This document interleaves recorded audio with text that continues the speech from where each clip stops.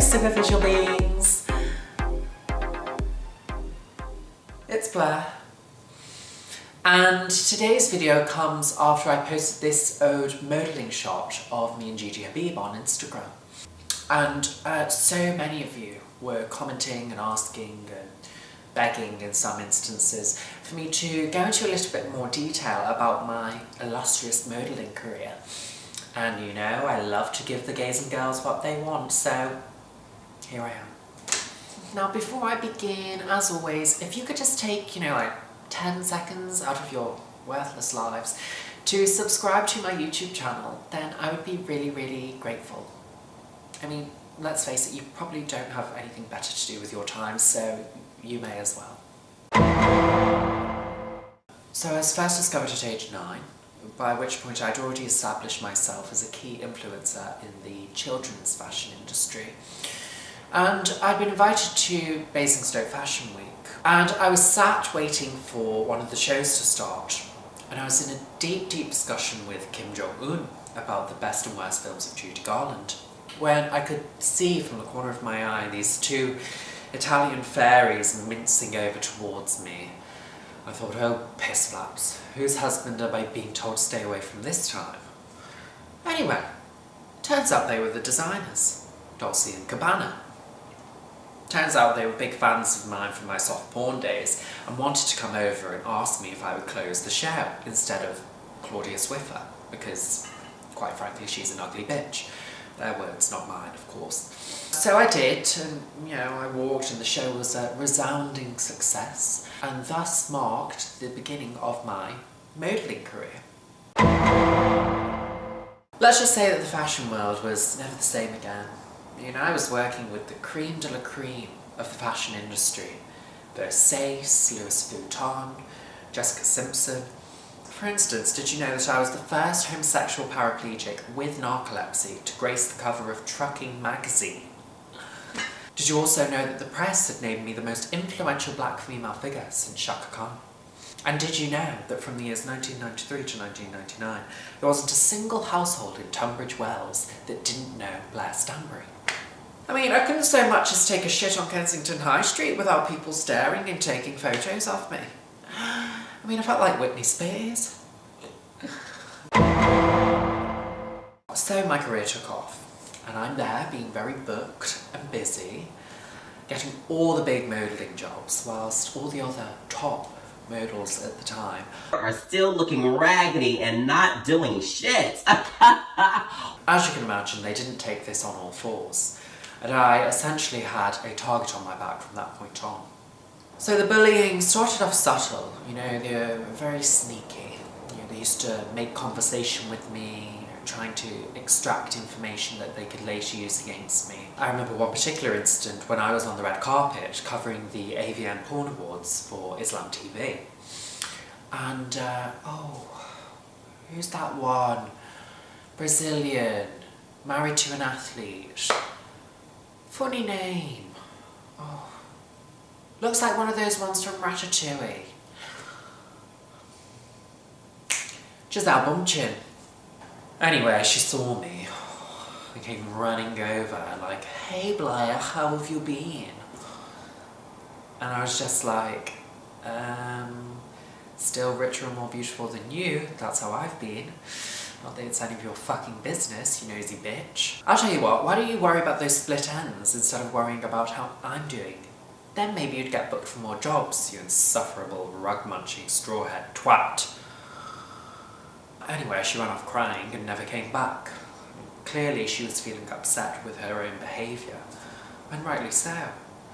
And things unfortunately continued like this for quite some time, me being bullied and harassed on every photo shoot, every fashion show, every red carpet, until eventually things took a turn for the worst. Things inevitably came to a head when I was assaulted by another model. I had landed the biggest campaign of my career for Bon Marché, and I was on set shooting, doing my thing, serving them face, serving them body, serving them labia, all of that, kind of like And, you know how I do. And, who turns up on set but, Adriana Lama, another Brazilian cunt. Apparently she was also being featured in the shoot, but I'm not really sure why, because to me she doesn't scream high fashion, you know, maybe a catalogue, but...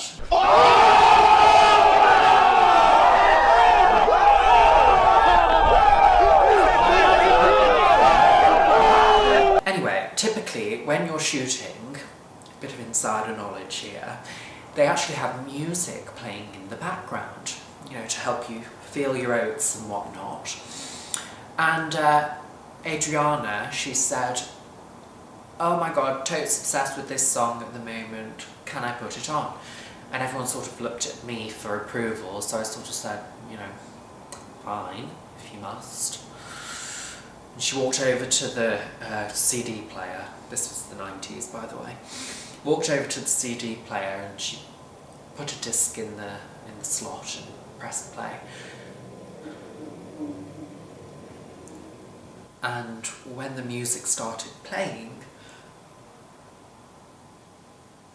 I couldn't believe my ears. I mean my face dropped.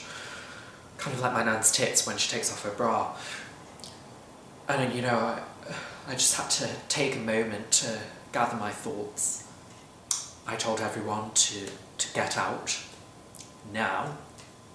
And you know, everyone on set, the stylists and the photographer and the creative director, they all scurried out.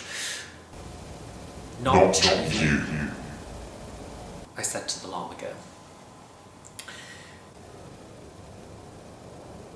Who the...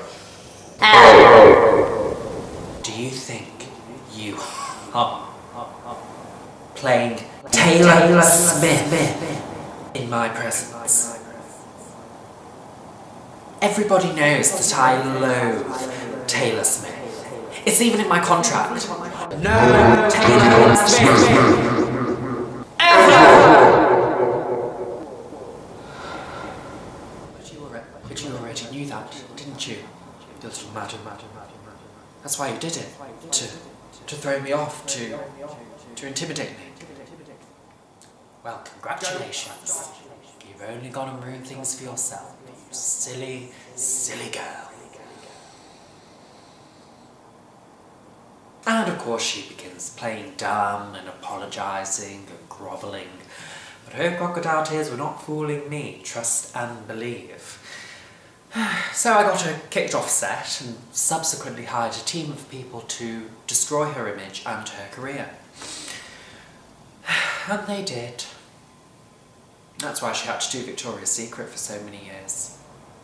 The events that transpired on that fateful day became the stuff of legend. The other models were so petrified that they daren't even so much as utter my name ever again. So I guess that kind of makes me like Voldemort. I kind of love that for me. So random.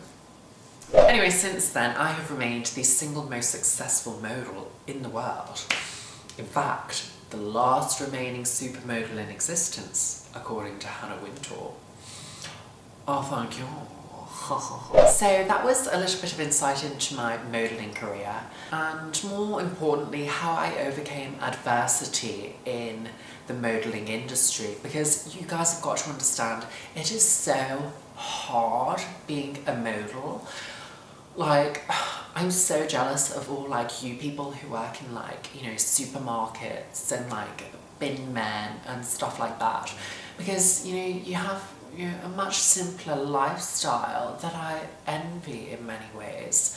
So, you know, you should count yourselves lucky that you don't have to go through all the shit that I have to go through as someone who is really successful and famous and good looking. So yeah. Don't forget to follow me on Instagram and Facebook at Blair Stanbury, where you get to see, you know, exclusive content such as I'm a boss ass bitch, bitch, bitch, bitch, bitch, bitch, bitch. I'm a boss ass bitch, bitch, bitch, bitch, bitch, bitch, bitch. I'm a boss ass bitch, bitch.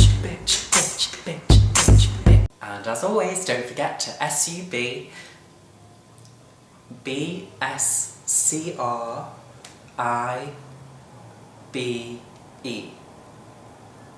Subscribe. And if you're lucky, superficial people, you may see me again soon. Toodles!